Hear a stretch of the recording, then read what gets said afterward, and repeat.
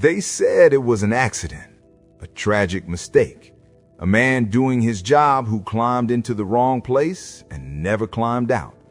But in our town, everyone knew the truth, because when the bank came for your land during the Great Depression, they didn't send paperwork, they sent a man. And one winter night, that man chose the wrong boy to break.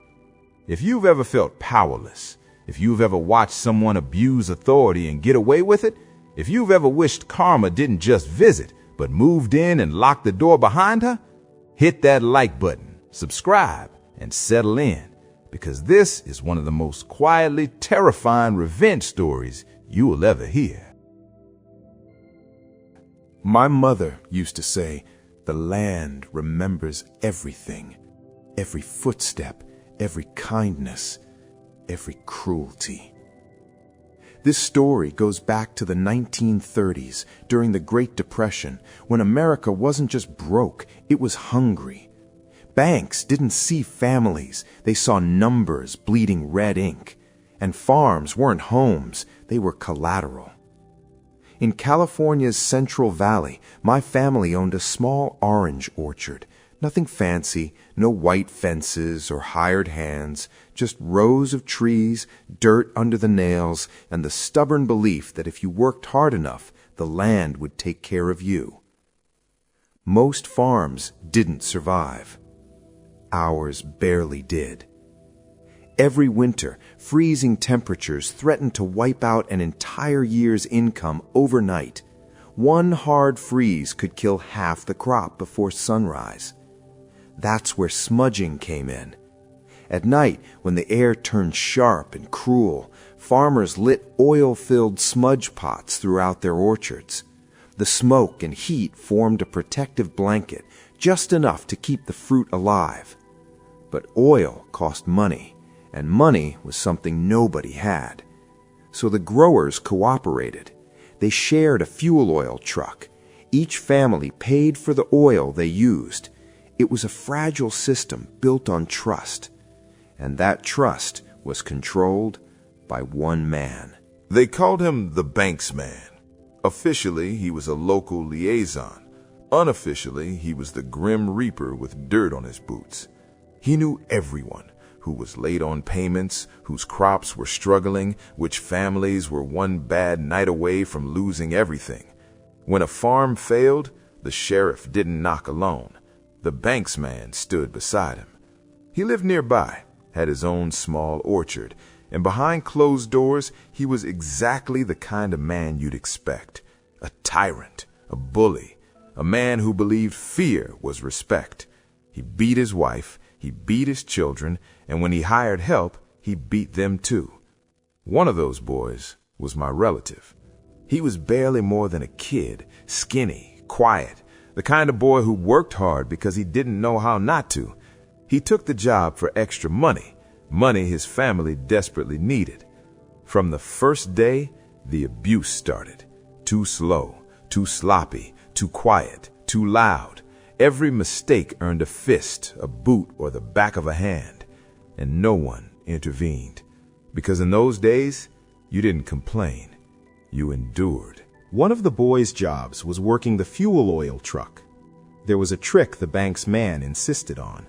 When the truck was nearly empty, the boy had to climb down through the hatch into the metal belly of the tank, dragging a hose so the man could pump out the very last dregs of oil. It was dangerous, hot, fumes thick enough to make your head swim. And it was dishonest, because every time they did it, the next farmer in line got shorted. Not much, just enough to matter on a freezing night. Enough that crops failed. Enough that payments were missed. Enough that the bank came calling. No one said a word. Fear keeps people quiet better than loyalty ever could.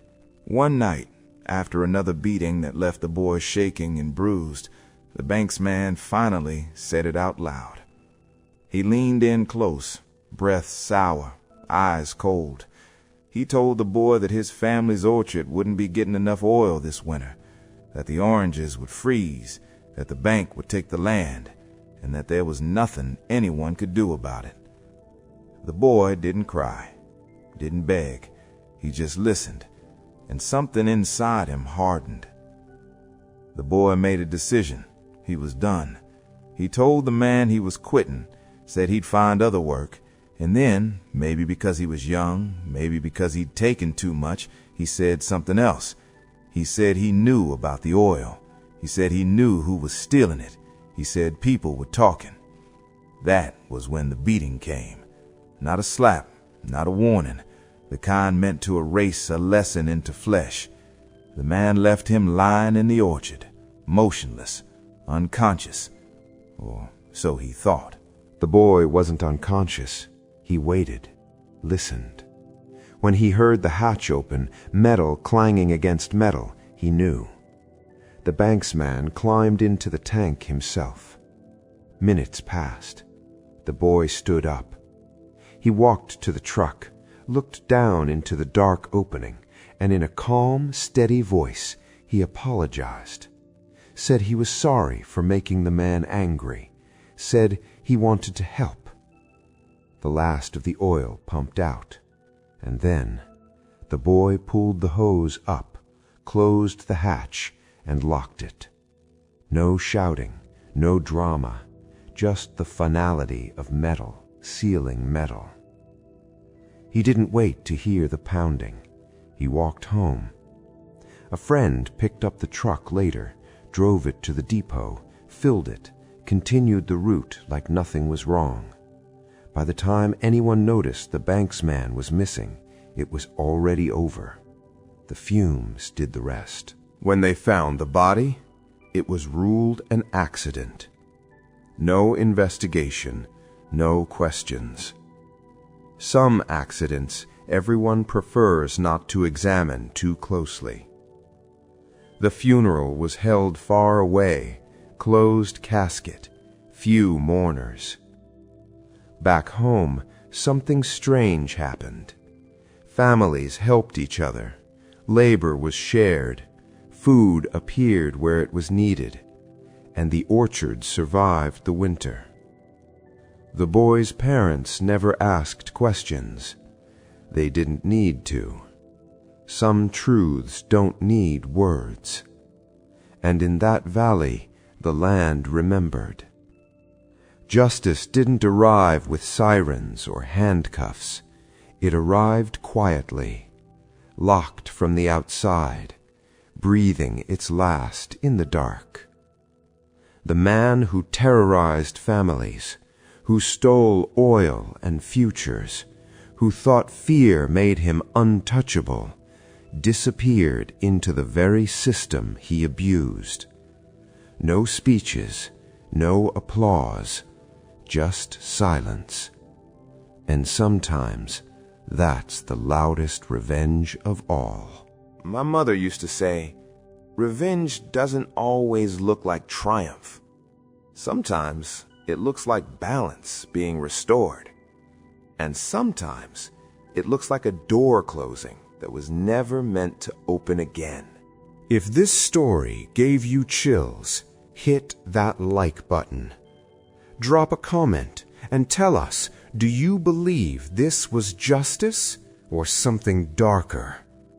And if you want more true, haunting, morally gray revenge stories straight with real life, subscribe, because some stories refuse to stay buried.